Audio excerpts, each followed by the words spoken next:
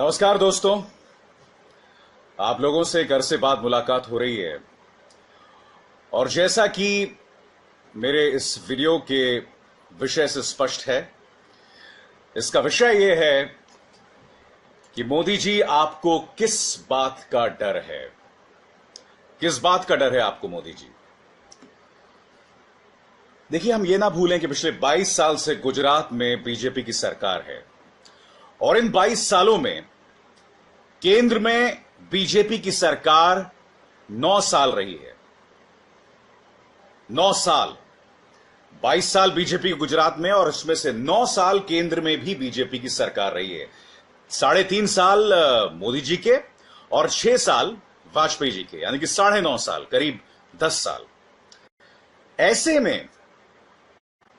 में जब प्रधानमंत्री नरेंद्र मोदी ये कहते हैं कि उन्हें काम नहीं करने दिया गया, ऐसे में अगर अब भी यानी कि उनके खुद के 13 साल के राज, गुजरात में बतौर मुख्यमंत्री बने रहने के 13 साल के राज में भी अगर वो ये कहते हैं कि कांग्रेस की वजह से काम नहीं हो पाए, तो बहुत अजीब और बहुत ही अटपटा सा लगता है। क्योंकि हम ये ना भूलें कि साल 1998 से 2004 के बीच केंद्र में वाजपेयी जी की सरकार थी। यह वो वक्त था, 2001 में प्रधानमंत्री नरेंद्र मोदी गुजरात के सीएम बने थे। यह वो वक्त था जब गुजरात में दंगे हुए, जिसमें करीब 1,500 लोग मारे गए थे और तब भी आपको पद से नहीं हटाया गया था। यानी कि लगातार आप पर विश्वास रखा गया। और आज की तारीख में अगर देश की जनता ने आपको 2014 में इतना जबरदस्त बहुमत दिया, तो इसकी एक बहुत बड़ी वजह यह थी क्योंकि आपने दुनिया के सामने, देश के सामने एक तथाकथित गुजरात मॉडल रखा था। मैं तथाकथित इसलिए कह रहा हूं दोस्तों, क्योंकि मैं देख रहा हूं पिछले 1 महीने से प्रधानमंत्री नरेंद्र मोदी हर चीज के लिए कांग्रेस को कोसते हैं और अब वो गुजरात मॉडल की बात भी नहीं कर रहे हैं। गुजरात मॉडल की उनके मुंह से शब्द नहीं निकल रहा है। आपको ये बात अटपटी सी नहीं लगती है? आप देखिए होता क्या है। मैं क्यों कह रहा हूं कि प्रधानमंत्री नरेंद्र मोदी आपको डर लग रहा है? और डर नहीं, मुझे तो दरअसल ये बौखलाहट लग रही है। केदारनाथ श्राइन प्रधानमंत्री जाते हैं। आप जानते हैं कि प्रधानमंत्री नरेंद्र मोदी का एक और स्वरूप यह है कि वो हिंदू हृदय सम्राट हैं। मगर केदारनाथ जाकर वो क्या करते हैं? वो अपने भाषण की शुरुआत गुजराती नववर्ष की शुभकामनाएं देके करते हैं, जो अच्छी बात है, कोई बुरी बात नहीं है। मगर कहीं ना कहीं उनकी निगाह गुजरात चुनाव पर है। और फिर केदारनाथ में भी जाकर वो भगवान के सामने खड़े होकर कांग्रेस को ताने दे रहे होते हैं। भगवान के सामने खड़े होकर भी कांग्रेस को ताने दे रहे होते हैं कि मैं तो केदारनाथ श्राइन में ये काम करना चाहता था, वो काम करना चाहता था, मगर कांग्रेस ने मुझे करने नहीं दिया। मैं ये अजीब और गरीब बौखलाहट देख रहा हूं उनके स्तर पर कि आप ईश्वर के दरवाजे पर जाकर भी एक सियासी बात कर रहे हैं। आप पिछले 22 साल के बीजेपी के शासन, जिसमें आपने 13 साल तक आप मुख्यमंत्री थे, उसके लिए भी आप कांग्रेस को दोषी मान रहे हैं जो काम नहीं हो पाए हैं। और यही नहीं, देखिए दिक्कत क्या है ना कि प्रधानमंत्री नरेंद्र मोदी के जो भक्त हैं ना, कभी उनको तर्कों पर नहीं आंकते हैं। वो कुछ भी कह देते हैं और उनके भक्त उन्हें मान लेते हैं। उन्होंने क्या कहा था कि देश के पहले प्रधानमंत्री जनसंघ से थर-थर कांपते थे, जैसे आजकल कांग्रेस बीजेपी से थर-थर कांपती है। मैं ये तो नहीं जानता हूं कि आजकल कांग्रेस बीजेपी से थर-थर कांपती है नहीं, मगर मैं आपको बता दूं कि जनसंघ के सबसे बड़े ब्रांड श्यामा प्रसाद मुखर्जी, वो प्रधानमंत्री नेहरू के पहली कैबिनेट में मंत्री थे, उद्योग मंत्री थे। और न सिर्फ उद्योग मंत्री थे, एक और उनके पास मंत्रालय था जो मुझे याद नहीं आ रहा है, एक और मंत्रालय था उनके पास। तो अगर उन्हें जनसंघ से इतनी असुरक्षा थी मोदी जी, तो श्यामा प्रसाद मुखर्जी को जगह क्यों देते? और क्या मुझे आपको बताने की जरूरत है, क्या मुझे आपको बताने की जरूरत है कि सरदार वल्लभ भाई पटेल, जिनकी आप मूर्ति बना रहे हैं, सरदार वल्लभ भाई पटेल के खुद के क्या विचार थे आरएसएस के बारे में? उन्होंने संसद में क्या कहा आरएसएस के बारे में? उन्होंने यह तक कहा है कि आरएसएस ने खुशियां मनाई थी जब गांधी की हत्या हुई थी। कितनी तलखी थी सरदार वल्लभ भाई पटेल के लहजे में। तो मैं ये बात बिल्कुल भी नहीं समझ पा रहा हूं कि आप पिछले एक महीने में 4 बार गुजरात चले गए हैं, कांग्रेस को लगातार कोस रहे हैं, आप गुजरात मॉडल की बात तक नहीं कर रहे हैं, पूरी तरह से खामोश हो गए आप गुजरात मॉडल के बारे में। यानी कि कांग्रेस की गुनाहों की दास्तान आपको याद आ रही है, मगर गुजरात मॉडल की आपको बिल्कुल याद नहीं आ रही है, जिसने आपको देश का प्रधानमंत्री बनाया। पाटीदार नेता नरेंद्र पटेल को 1 करोड़ की कथित घूस, क्या यह गुजरात मॉडल है? क्या यह गुजरात मॉडल है? क्या यही वजह है कि अब आप इतना शर्मिंदा हो गए कि आप गुजरात मॉडल की बात ही नहीं करना चाहते हैं? यही नहीं, मैं इसे क्यों बौखलाहट का नाम दे रहा हूं, क्योंकि प्रधानमंत्री नरेंद्र मोदी अब गुजरात में जाके फ्लाईओवर्स का शिलान्यास कर रहे हैं, फ्लाईओवर्स का उद्घाटन कर रहे हैं। आप देख रहे हैं इसका क्या मतलब है? देखिए, हमारे देश के प्रधानमंत्री हैं वो काम जो इस वक्त कर रहे हैं गुजरात में, ये काम वहां का मेयर करता है। देश के प्रधानमंत्री फ्लाईओवर्स का उद्घाटन नहीं करते हैं। और यही वजह है कि मैं आपसे कह रहा हूं कि क्या आप डरे हुए हैं? देखिए, डरना एक बहुत अच्छी बात है। मेरा मानना है कि जब भी आप किसी बड़े इम्तिहान से पहले डर रहे होते हैं तो आपको अपनी कमियों का अंदाजा होता है और आप बहुत अच्छा परफॉर्म करते हैं। मगर ये सिर्फ डर नहीं है, ये बौखलाहट है। जो मैंने आपको तमाम मिसालें दी, ये डर नहीं, ये बौखलाहट है। और मेरी अपील बीजेपी के नेताओं से है, खासकर गुजरात के नेताओं से, कि आप जानते हैं कि आप लोगों की नाकामी की वजह से हमारे पूजनीय प्रधान सेवक जी पर कितना दबाव है। पिछले एक महीने में 4 बार वो गुजरात जा चुके हैं, 4 बार वो गुजरात जा चुके हैं। पिछले 3.5 सालों में वो चुनावी कैंपेनिंग के मूड से बाहर नहीं निकल पाए।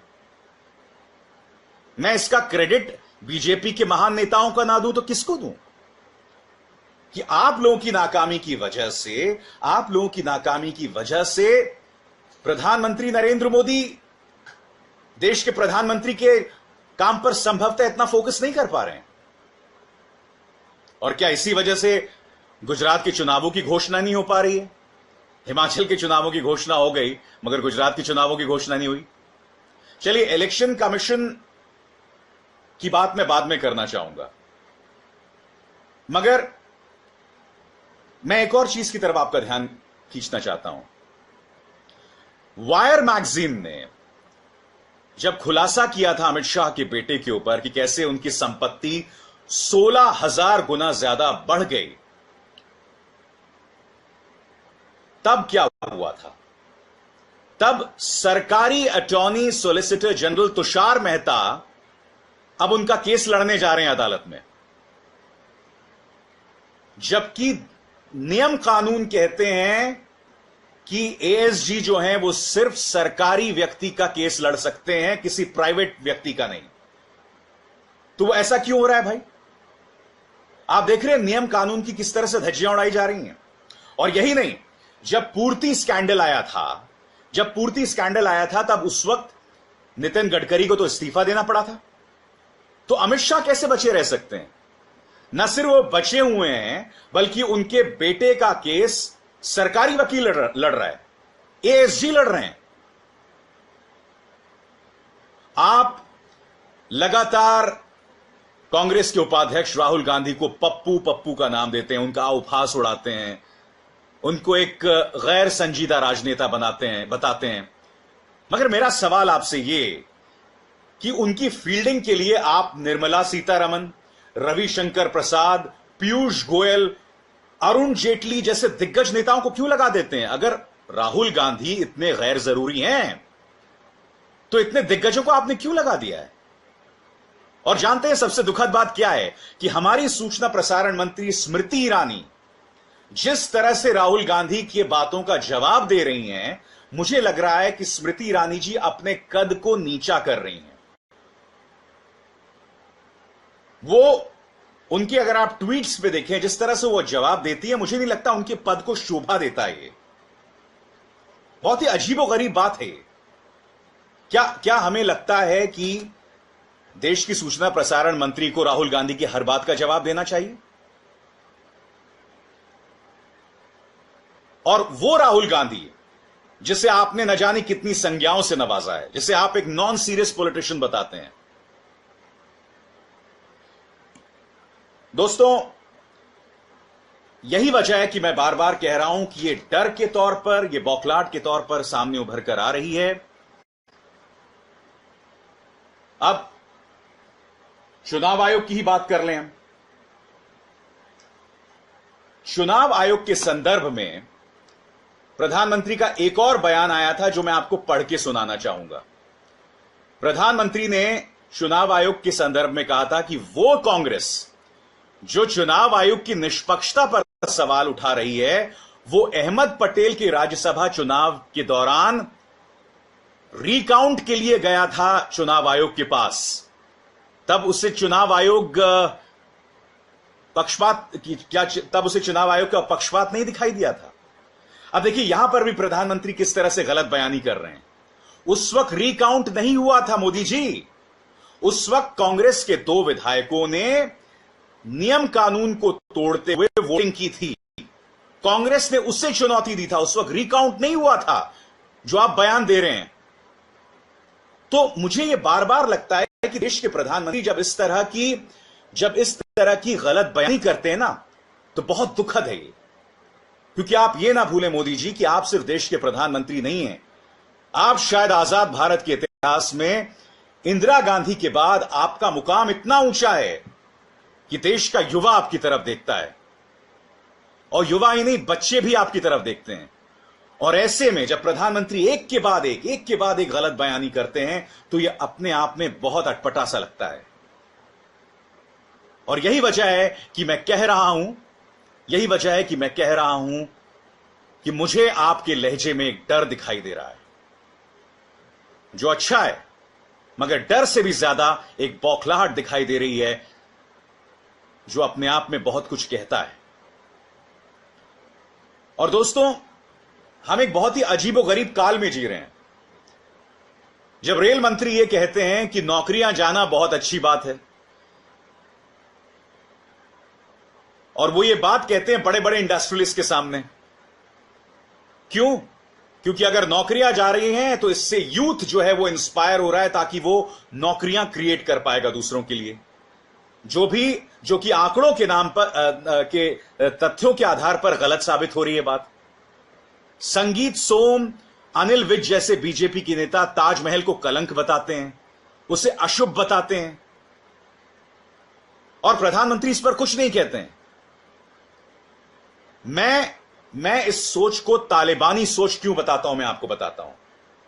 मैं इस सोच को तालिबानी क्यों बताता हूं। आपको याद है कि 1996 जब तालिबान का अफगानिस्तान पर राज था, तब उन्होंने विश्व की एक धरोहर बामियान की जो मूर्तियां थी बुद्ध की, उसे तोड़ दिया था। यह कहते हुए, और तालिबान के मुल्ला उमार ने कहा था, मुझे सपने में यह आया था कि तालिबान जो बुद्ध की मूर्तियों में कई जगह छेद हैं, मुझे अल्लाह ने एक फरमान दिया था कि उन छेदों में आप डायनामाइट रखें और उड़ा दें। उन्होंने बामियान से बुद्ध की मूर्तियां उड़ा दी, क्योंकि उन्हें लग रहा था कि यह अफगानिस्तान की गरिमा के खिलाफ है।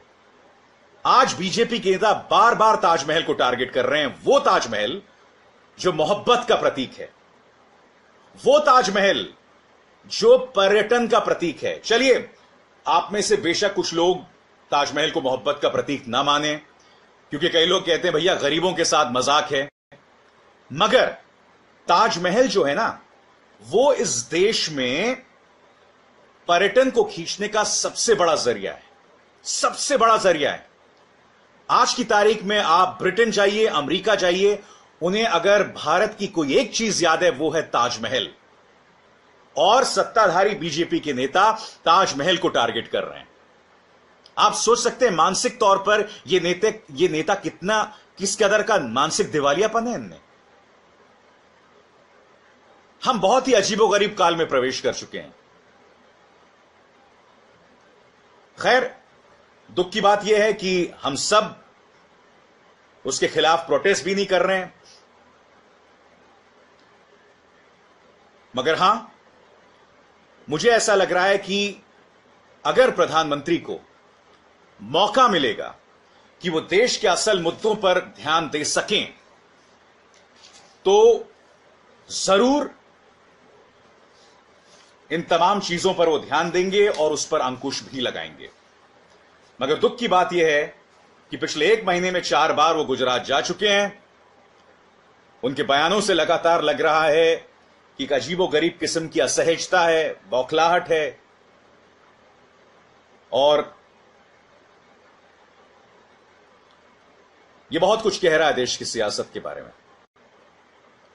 दोस्तों, मैं इसी तरह से अलग अलग मुद्दे लेकर आपके सामने आते रहूंगा, और अगर मैं वीडियो ब्लॉग्स नहीं कर पाया तो कम से कम लिखने की कोशिश जरूर करूंगा। आप लोगों में से जो लोग मेरे इस वीडियो ब्लॉग पर कमेंट करना चाहते हैं, बहुत आसान है, आप इसे शेयर कीजिए और शेयर करके ऊपर अपनी टिप्पणी आप दे सकते हैं। बहुत बहुत शुक्रिया मेरे साथ जुड़ने के लिए।